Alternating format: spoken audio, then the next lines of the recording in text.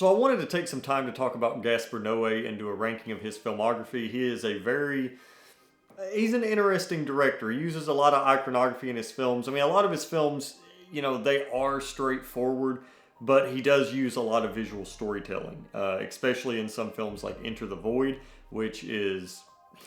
You never really forget your first time watching a Gaspar Noé film. Now, before I start this ranking, if you guys want to donate to our independent film Pesadilla, please do so. It would help us out so much. If you know anybody that wants to support, link will be down in the description for the Indiegogo. I'll also have a video talking more about it. Very excited about it, but let's go ahead and start talking about Gaspar Noé and his very fun filmography. Now, Gaspar Noé was never a director that I was put off from. There were a few films of his that I really wanted to check out, like Enter the Void, Vortex. When I first saw the trailer for it, I was very interested. And at that time, I had seen Irreversible, which Irreversible is kind of that, staple Noé film that a lot of people have seen. I would say Enter the Void and Climax are probably the same way, but he also has a few films that I'm sure not too many people have seen. Oddly enough, I do own all of his films on physical media. Criterion or, Arrow or somebody I think would be the perfect fit for him, because his films, when you look at some of his earlier work, they could definitely use an upgrade, especially one of the films that I'm going to talk about. It's probably one of the worst Blu-ray transfers that I have. And so far, he's only made 7 feature films. I guess you could say 8, not really, because he did a short film for his first ever film, which is I Stand Alone. And he's worked on some other stuff, but I'm just going to be talking about his 7 essential films. And yeah, let's go ahead and start. So at number 7, we have his first film, I Stand Alone. Now this is what I was talking about. This transfer is very... I don't know if... I don't want to blame it on, whoever made this, which I'm not going to say the name, but whoever made this. I ended up getting this on eBay, and this is actually a legit transfer. I mean, I actually paid $30 for this film. And the aspect ratio is 250 or 255:1. It's a very tight aspect ratio. We'll just leave it at that. And I had a hard time with this one. I really did. It was kind of slow. The subject matter itself doesn't necessarily bother me. I don't want to say it wouldn't bother me if it happened in real life, but I've heard a lot of people talk about how crazy the ending is for this, and there's even a warning that states, hey, you have 30 seconds to leave the theater, which I find to be very interesting because it's graphic. There's a lot of things in this that would throw a lot of people off, but for me, I had a hard time with it. It's not a bad film. I don't think any of Noé's films are necessarily bad films, but he does push the boundaries. He definitely does try to put that foot over the line and see how much he can get by with, which I don't blame him. I think we do always need that type of filmmaker just to sort of even things out. But I Stand Alone, if you can find this, look, this was the Blu-ray and the transfer. It needs some work.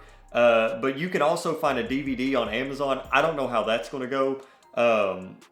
But yeah, I don't know. It was kind of a hard watch. If it ever does get an upgrade from another label, like another Blu-ray or a 4K, which I don't know if that would happen, I do want to give this another watch. Try to, give it another chance. It's a pretty interesting character study at the start. You're not really meant to like this guy, the butcher. He's a butcher. You're not really meant to like him. I can see how some people, no, I don't even want to say that, sympathize with him. No. But yeah, I Stand Alone, my least favorite of Gaspar Noé's films, and his first film. Coming in at number 6, this was actually a pretty easy watch for me. I remember I had a few drinks, and I went to Cookout. I think I went to Cookout. It was either Cookout or Steak and Shake. I think it was Cookout. And I wanted a movie to watch, but I didn't want to stay up too late. Lux Eterna was the perfect choice. If you see me looking up, it's because I can see myself on a monitor, and I'm not really used to that. Lux Eterna was it was, like I said, a lot of visual storytelling going on, but he also uses clips, I believe, from Haxan and another film, I forget what it was. 50-something minutes, let me see. This film is 51 minutes long, and it's a very tight film. It's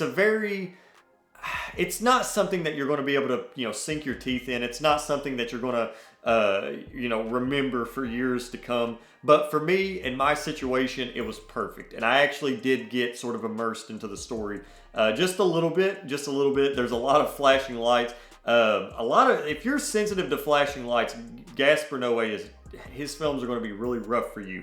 But one thing that's unique about Gaspar Noé's filmmaking style and his techniques is you definitely know when you're watching a fucking Gaspar Noé film. This is no exception. This is almost Gaspar Noé at his most Gaspar Noé. Like, it just is. It's very, it's actually not hard for me to explain if you've seen, his films. But this is essentially about these people are on this set and they're filming this film. And a lot of this weird stuff is happening. I can't really tell you exactly what it is because I'd be lying if I said I wasn't confused a little bit of the time. I just think it was because there was so much stuff, a lot of stuff that could have been elevated, a lot of stuff that I was focused on and I was paying attention to, but then, with the short run time, it's kind of hard to get invested in it, but I was invested. It's weird, but Lux Eterna, and this was actually kind of expensive. I ended up paying like $35 for this. Yeah. Coming in at number 5 is his most recent film, Vortex. This has Dario Argento. If you're familiar with him, he made all the big giallo films, Bird of the Crystal Plumage, Deep Red, Opera, I could be here all day, Tenebrae. Yeah, you know who I'm talking about. And it also has Francis Libra. My wife speaks better French than I do, and Alex Lutz. Now, another thing that Gaspar Noé does is he does the split screen. I've noticed he's done that a lot for his later films, and I actually enjoy it. I feel like it works pretty well. I know some could say it's lazy, because you don't really have to worry about too much continuity. I would say it's smart. I feel like it's smart, especially for a film like this. It really does work, and Dario Argento is a pretty good actor. I'm not gonna lie, he was pretty exceptional in this.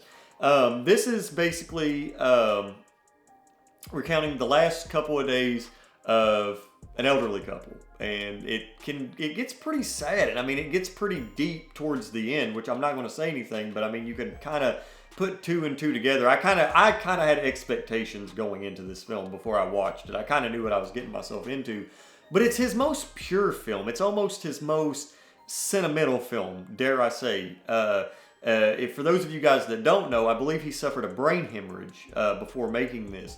It was obviously a near-death experience for him. And I think his next film is going to involve children, and he wants to do a documentary. So it seems like we might have gotten a lighthearted Gaspar Noé from that experience. And like I said, I really do have to give it to Gaspar Noé, because even though a lot of his films are very controversial, they push the boundaries, they really do step over that line and see how far they can get. I will say, even though he's taking a more sentimental approach, a more calm approach, I wouldn't say a more watered down approach to his style, but he's definitely tame, he's definitely holding back. It's still Gaspar Noé, and for somebody to have that strong of a style, that strong of a look, that strong of just a presentation, it's very impressive. So you do got to give that to him. But Vortex, I enjoyed for the most part. I had a good time with it. Okay, so I don't know if I should be saying this, but for this film in particular, so my father-in-law has a 3D TV, and I was like, hey, I got a film that I would like to watch, and it's in 3D. Can I watch it here? Yeah, sure. Well, you kind of can't walk in while I'm watching it. I ended up watching the movie in 2D, if that tells you anything. And I'm pretty sure that tells you what film I'm about to talk about. And that is Love. Now, this is definitely one of the most, you see it here on the back, one of the most explicit, stunning, filthy, dreamy, graphic, beautiful, outrageous, visceral visceral movies that I've ever seen. This film it basically splits timelines up. So you get to see our lead.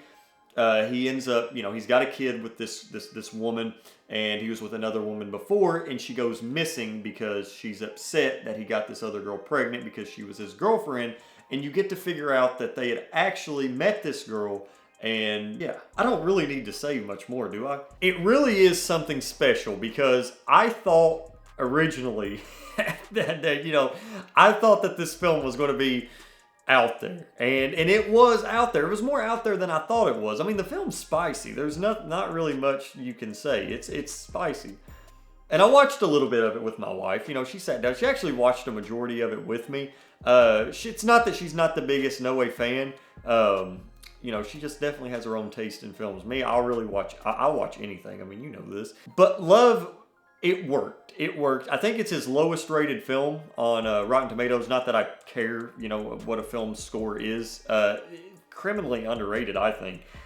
Even the audience score is kind of low for this. But I mean, what do you expect for this type of film? I mean, you take this film and you go to grandma's house and you sit down and this is what you're watching. Yeah, that would be... I don't think that would work. And that leads us to number 3, which this might be a little controversial because I know this one is at the top of most people's lists.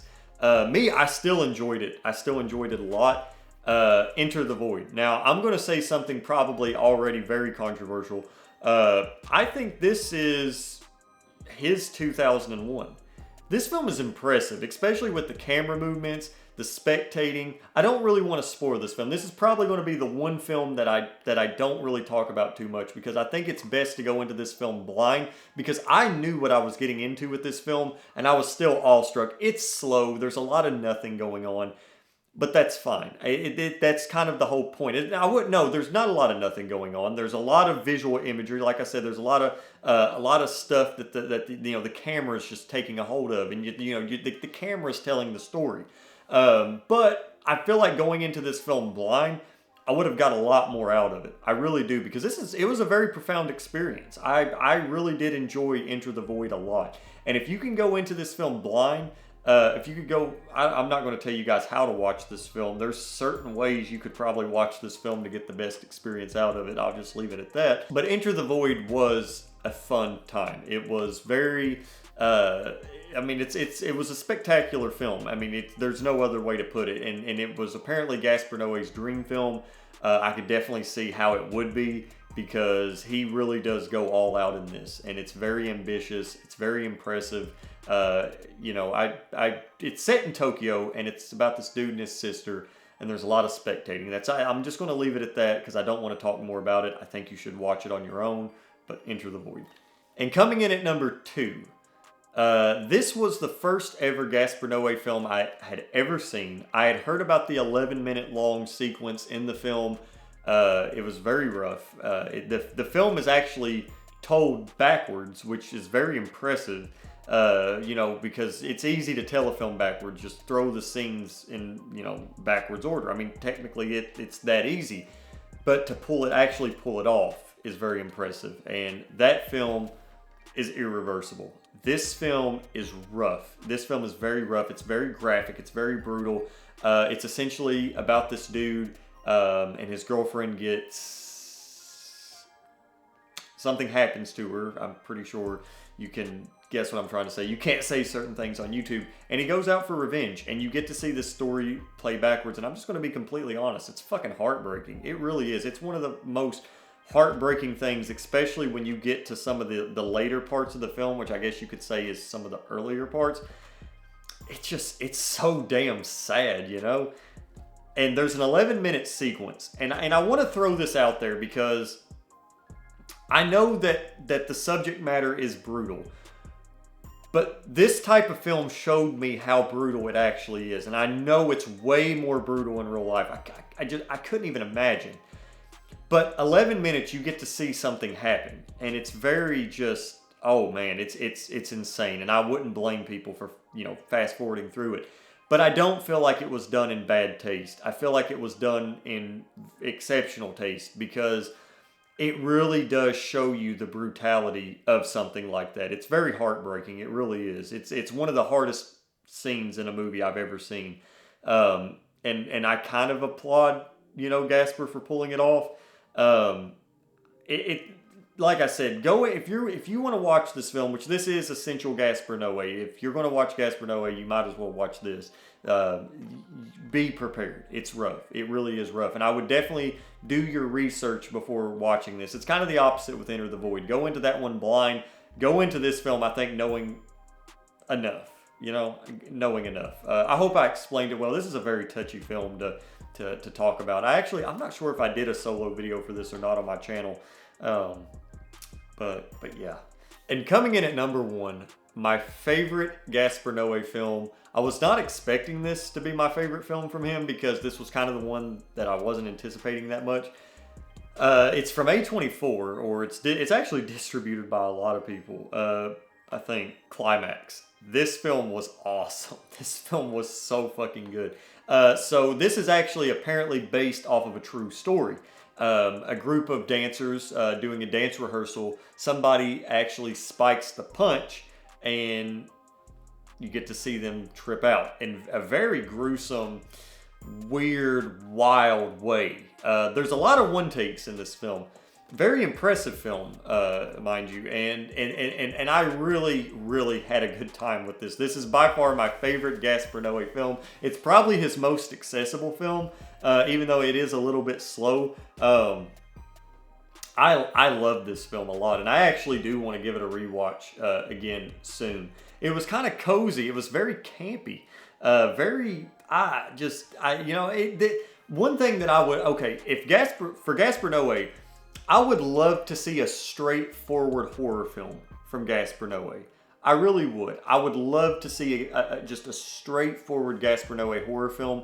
I think this film actually proves that he could do the imagery for the horror film, just the way that people are dancing and the bones are crunching. Yeah, I'll just leave it at that. If that sort of piqued your curiosity, well, then definitely check out Climax. And I like how ambiguous this film is. This film is very ambiguous. Gaspar Noé has been no stranger to admitting that he's written films on drugs. It's just, I enjoyed this a lot. And there's actually some cool homages to other films. I would say there's homages to probably Solo and Possession in this. Definitely Possession. There's even a VHS tape at the beginning of it when they're doing the interviews. But yeah, Climax at number 1. Guys, I had a lot of fun doing this video. I actually put up the camera setup and everything. I like doing these videos. I don't do it so much because it's so time consuming. This is my filming camera. This is what I'm using to film, my shorts, movies, stuff like that. But I love these types of videos. And Gaspar Noé, this was a fun video to do. It's kind of bittersweet. It's bittersweet anytime I finish somebody's filmography and do a video about it, because even though it's not the end, I can always go back and rewatch their films. It's still, watching them for the first time is always a lot of fun. Well, or revisiting them, but you know what I mean, just actually finishing a filmography in general. And Gaspar Noé has been somewhat of a very inspirational person when it comes to, my personal journey with filmmaking. Not that I take what he's done, because he definitely does have his own style. But what I mean is, it's very nice to see somebody go against the grain. It's nice to see somebody take matters into their own hands and make the films that they actually want to make, because he is the type of filmmaker. It doesn't really matter what he proves. He proves it doesn't matter what the critics say. Dare I say, he proves it doesn't really matter what the audience says. Even though I do believe there's a truth in that it does kind of matter, but it proves what the filmmaker's trying to say, and he does that so well. I mean, people talk about Gaspar Noé. He's a very, he's just an exceptional filmmaker, and people enjoy his films a lot. And even if you don't like one of his films, you still sort of understand why he would make it, because he's Gaspar Noé. I do plan on doing a Lars von Trier video like this. I do plan on doing like Ingmar Bergman, Federico Fellini. I might even do my top 10 favorite, animated Japanese films. I'm not really a fan of anime in particular, but I do enjoy a lot of the Studio Ghibli films, a lot of the, animated Japanese films. I do enjoy those a lot. Maybe I'll even revisit some films and do some updated ranking films. I don't know if you guys would like that. And I'm also going to do an Andrei Zulawski one. I don't know when I'm going to do it. That's probably the one that I'm the most excited to do. But yeah, anyway, guys, I hope you enjoyed this video. If you did, leave a thumbs up and maybe subscribe. Let me know what your favorite Gaspar Noé films are down in the comments below. If you guys enjoyed this and you want to donate to our film Pesadilla, please do so. It would mean the world to us. It'd mean the world to me. Seriously, it would really mean a lot. And anyway, I'll see you guys next time.